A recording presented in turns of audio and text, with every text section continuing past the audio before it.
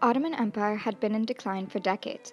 Popularly known as the sick man of Europe, the empire was divided among its multiple ethnic groups as nationalism arose among common peoples. After the horrors of the First World War, the empire crumbled, paving a path for the rising independence movements. However, the victorious Allies took the lead in negotiations after the war and caused more conflict than peace in the Middle East. The victorious powers took the Middle East as the prize to justify the sacrifice they'd suffered on the Western Front. So the French, the British were able to go back to their own voters, their own taxpayers, and say, you have sacrificed tremendously, but look at how our empires has gotten bigger with these wonderful new attachments. Signed by the Allied powers and the government of Istanbul on August 10, 1920, the Treaty of Sèvres was designed to liquidate the Ottoman Empire. However, due to conflicts with the Turkish nationalist movements and the bloodshed on their borders with Greece, the Allies negotiated the Lausanne Treaty to replace it.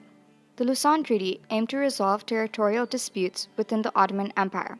However, by appeasing the Turkish nationalists, they instead created further conflict by denying the Armenians and the Kurds their independence.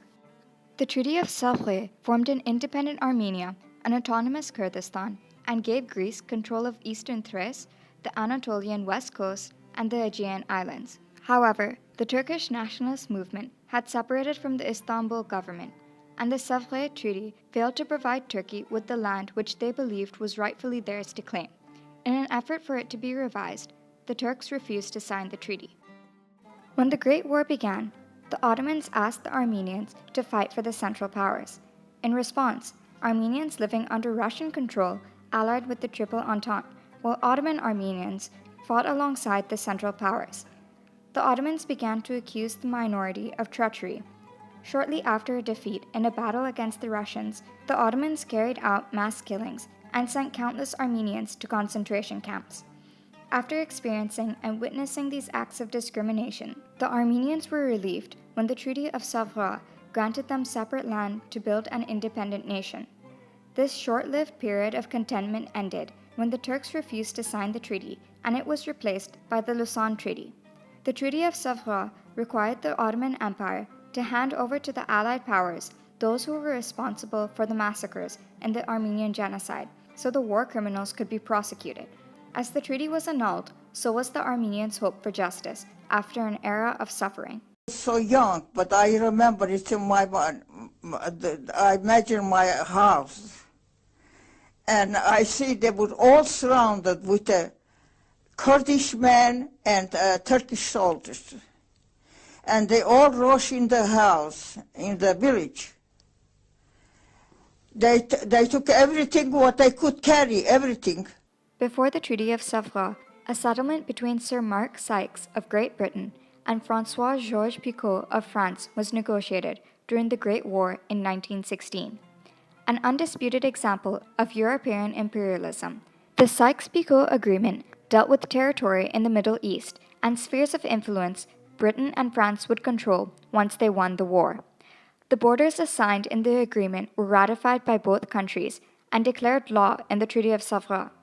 While negotiating the spoils of a war that had yet to end, Sykes and Picot drastically changed the map of the Middle East for years to come. As the Sykes-Picot Agreement led to issues in the Middle East, the Treaty of Sèvres caused conflict between Turkey and Greece. The Greco-Turkish War that took place between 1919 and 1922 was a key component that led to the agreements signed at Lausanne. The war occurred due to the conflict with land distribution after the First World War. Now that the Ottoman Empire had collapsed, the Greeks took Anatolia and clashed with the Turks. Led by nationalist, military leader, and later president of the Turkish Grand National Assembly, Mustafa Kemal, the Turks fought not only for their land, but also for their independence. The nationalist movement encouraged the Turks to fight, and so they did, under the dauntless leadership of Kemal, later known as Atatürk, and with the support of the Russians. Though the Treaty of Sèvres was signed by the government of Istanbul, the nationalists, based in Ankara, did not recognize the agreement, and war ensued. Despite suffering several bloody losses, the Turks pushed the Greeks back onto Smyrna. There they committed mass genocide of the Greek and Armenian peoples and destroyed the city. As a response to the bloodshed and catastrophe, the Allies called for a ceasefire in 1922.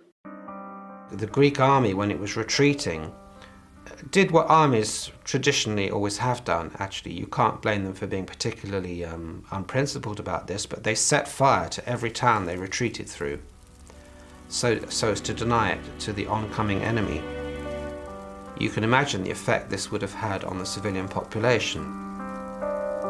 The Lausanne Treaty failed to grant Armenia independence. It neglected to mention the Armenians, other than in the minorities section, and it also did not recognize the Armenian party during negotiations. Though the Armenians acted according to the Allies' wishes throughout the course of the war, they were denied their freedom in the ultimate agreement. The focus on the establishment of Turkey rather than the independent state of Armenia was due to a bias among the party negotiators, the Allies. Lord Curzon, a British representative and chief negotiator of the Lausanne Treaty, suggested more focus on the Armenian problem, but overall, the Armenians were deemed less significant than the issues of Turkish independence. Due to the revolutionary spirit that arose in Turkey after the Treaty of Sèvres, lack of Armenian population in East Anatolia, the fact that Armenia required economic and political aid to develop their nation, and the conflicting military and economic interests of the Allied powers, Armenia was occupied and later became incorporated into the USSR. Denied liberty after decades of suffering and persecution, the Armenians were once again set aside. Members of the Combined Armenian Committee opposed the neglect they received in the treaty and presented the conference with a memorandum of why the Armenian problem needed to be resolved. İsmet İnönü, the first Prime Minister of Turkey, instead drafted better received notions of what the conference should focus on, which included the controlling of minorities in Turkey, which resulted in the population exchange between the Turks and the Greeks.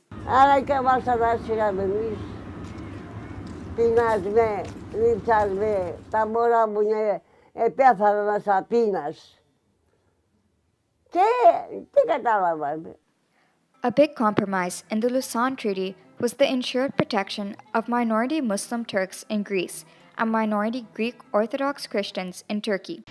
That whatever our individual and separate characteristics may be, we are flesh of the same flesh, and we are humanity, we are human beings of the same humanity. However, most of these two minority populations had already been deported from their respective areas due to the Lausanne Convention, signed January 30th, 1923. Following the Greco-Turkish War, an agreement was made between the Turks and the Greeks so that a population exchange could be made. About 2 million people were involved in the exchange, and many had to be forced out of their homes to relocate. Before the minority Greeks and Turks became refugees, the nationalist Kurds fought for a home. While the Turkish nationalist movement gained power, the Kurds began creating a plan for a rebellion to counter them. The British originally supported this rebellion, but after witnessing the growth of Atatürk's army, they favored peace with Turkey and ended their support for the Kurds. 1/3 of the Turkish population were Kurds, yet the Lausanne Treaty was still signed, failing to mention Kurdish autonomy. The Kurdish Independent Society led the Sheikh Said Rebellion in 1925 in the hopes for an independent Kurdistan, but their attempt to free themselves from oppression was crushed. The Treaty of Lausanne edited the Sykes-Picot Agreement for the northern borders of Syria and Iraq instead of the original land set aside for the Kurds.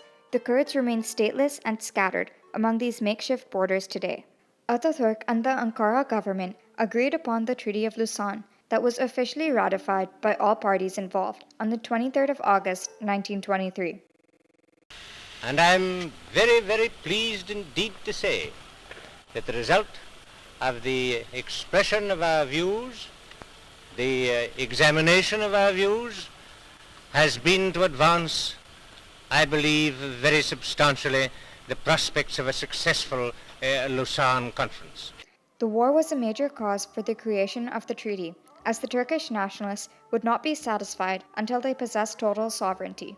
Now under the leadership of Atatürk, after what the Kurds called the National War of Independence, a new republic had formed. The Treaty of Lausanne formally recognized Turkey as a sovereign nation.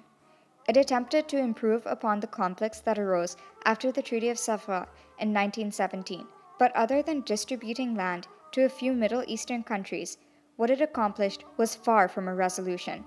The Lausanne Treaty focused on gratifying the Turks more than the independence of the Kurds and Armenians.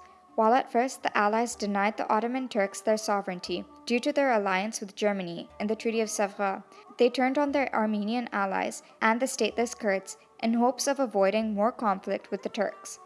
The Lausanne Treaty was the first act of appeasement, one that would cause more disarray in the Middle East and another devastating war in the years to come.